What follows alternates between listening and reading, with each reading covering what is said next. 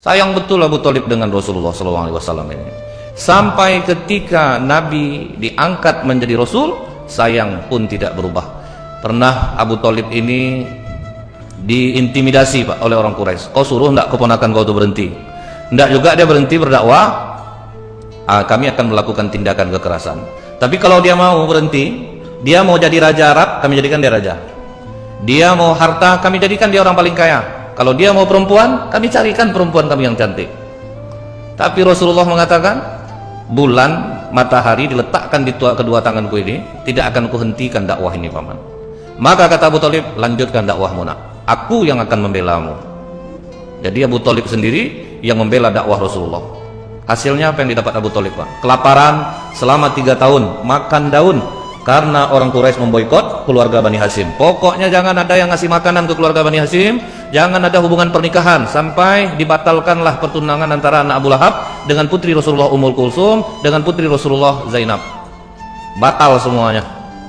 Berapa ujiannya berat terhadap dakwah Islam ini. Jadi Abu Thalib 3 tahun lamanya kelaparan, memakan dedaunan, kadang sesekali ada juga lah sempat ada orang yang menyembunyikan makanan untuk makan keluarga Bani Hashim.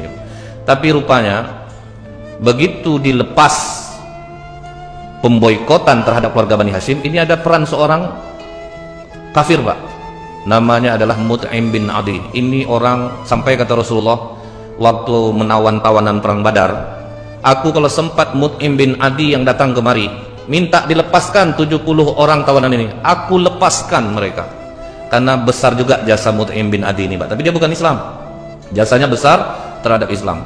Waktu Rasulullah diusir dari Mekah ke Taif, kemudian dari Taif mau balik lagi ke Mekah tidak bisa, itu juga yang menjamin adalah Mut'im bin Adi. Nah, jadi makanya beda agama pun betul kita dengan tetangga kita harus tetap memperlakukan mereka dengan baik. Kalau dia lapar, kita kasih makan. Ini kadang tetangga Kristen, lapar, biarlah dia suka-suka, dia biarlah agamanya jangan. Rupanya tidak bisa dalam Islam.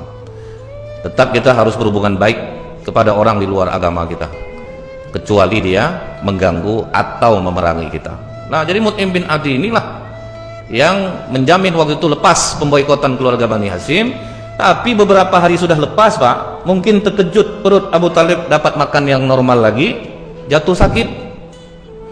Di saat sakit keras itu Rasulullah datang mengatakan kepada pamannya, Ayyu am kul la ilaha illallah, wahai paman, kau tinggal sebut aja la ilaha illallah, kalimatun ahaju laka biha indallah. Ini akan jadi alasan bagiku untuk memintakan ampun kepadamu pada Allah.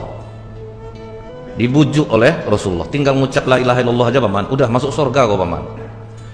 Kemudian datang Abu Jahal Pak, atargabu an millata Abdul Muthalib, apakah engkau membenci agama Abdul Muthalib? Nah, inilah bahayanya kawan yang buruk Pak.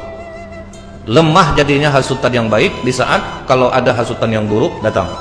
Karena Pak, pikiran kita ini lebih mudah untuk buruk daripada untuk baik. Nah, dihasut oleh Abu Jahal, akhirnya apa yang terjadi Pak? Abu Thalib menggelengkan kepalanya dan dia tetap bertahan dengan kemusyrikan sampai ruh keluar dari badan. Sebagai keponakannya, Rasulullah berdoa kepada Allah, Ya Allah, ampunilah dosa pamanku ini. Banyak jasanya terhadap Islam, dia sayang kepada nabimu, dia memelihara aku sedari aku kecil. Ampunilah dia ya Allah, ampunilah pamanku ini. Apa jawaban Allah Pak? Maka nalin nabi walladzina amanu ayastaghfiru lil musyrikin. Tidak pantas bagi seorang nabi dan orang-orang beriman memohonkan ampun untuk orang musyrik. Tak diterima oleh Allah Pak. Jadi mau sebaik apapun orang di luar Islam kepada Islam ini, kalau mati tidak dalam keadaan Islam, maka tidak akan diterima kebaikannya, walaupun keponakannya nabi itu Pak. Sementara orang non-muslim merasa kecil hati dia dipanggil kafir. Kata Rasulullah, pembatas antara iman dan kekufuran adalah sholat. Jadi siapapun yang tidak sholat kafir Pak, maupun dia orang Islam. Jadi kalau bapak orang tua kita tidak sholat, percuma kita mendoakan ya Allah ampunilah ya, tetap tidak akan diterima oleh Allah. Ketika Rasulullah sedang ceramah, apa kata Rasulullah? Saat ini pintu-pintu langit sedang dibuka oleh Allah. Siapapun yang ingin bertanya, tanyakanlah sekarang. Menunjuk seorang pemuda, ya Rasulullah, ayahku hidup dalam keadaan jahiliyah. Setiap kali sholat aku selalu memintakan ampun kepada Allah untuk ayahku Karena kau mengatakan doa anak langsung dikabulkan oleh Allah untuk mendoakan orang tua. Setiap sholat aku memohonkan ampun kepada Allah untuk ayahku. Di manakah posisi ayahku sekarang ya Rasulullah? Jawab Rasulullah, di neraka. Menangis pemuda ini Pak, mau keluar dia. Kata Rasulullah, jangan kau menangis. Ayahmu dan ayahku sama-sama di neraka. Maksud ayahku itu adalah paman Nabi Abu Thalib. Tidak ada istilahnya Allah, oh ini keponakannya Nabi, tidak apalah, kita masukkan aja. Tidak ada Pak. Kalau kita ya banyak tenggang rasa tuh Pak. Tidak enak lah kita, keponakan Nabi itu. Malik, tidak salah kau azab betul lagi Malik. Pelan-pelan aja lah ngazabnya itu. Nanti lain lah kata orang. Tidak ada Pak. Pokoknya masuk neraka. Sampai kata Rasulullah, kalau bukan karena aku, pamanku ini akan diletakkan oleh Allah di neraka yang paling bawah.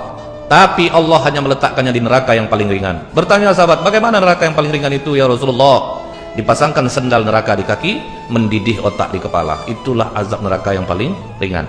Dan dia merasa itulah azab yang seberat-beratnya. Terpukul hati Rasulullah Pak. Paman meninggal dalam keadaan tidak muslim. Berduka betul Rasulullah. Berapa sedih hati Pak. Dari kecil bersama banyak bayangan oleh Rasulullah. Belum selesai kesedihan yang pertama, ada yang mengatakan jarak selisih 3 hari. Di dalam kitab Bilik-bilik Cinta Rasulullah karya Dr. Nizar Abbasah, seorang pakar sirah Nabawi di Syam, Syria. Jadi Pak, di hari-hari akhir Ummul Mukminin Khadijah, dia duduk di kursi, badan sudah kurus Pak. Bahkan dalam riwayat ketika menyusukan Fatimah itu sudah darah yang keluar. Jadi tidak ada air susu lagi, darah yang keluar karena tidak makan selama 3 tahun. Dedaunan yang dimakan. Kebiasaan Ummul Mukminin Khadijah itu Bu, kalau Rasulullah pulang, dia berdiri menyambutnya. Ini yang tidak dilakukan istri sekarang Pak. Jujur Bapak, ada enggak Pak? Bapak pulang ke rumah, berdiri istri Bapak menyambutnya. Istri saya pun enggak Pak, sama nasib kita. Jadi kebiasaan Ummul Mukminin Khadijah itu Pak, begitu pulang Rasulullah, dia berdiri menyambutnya.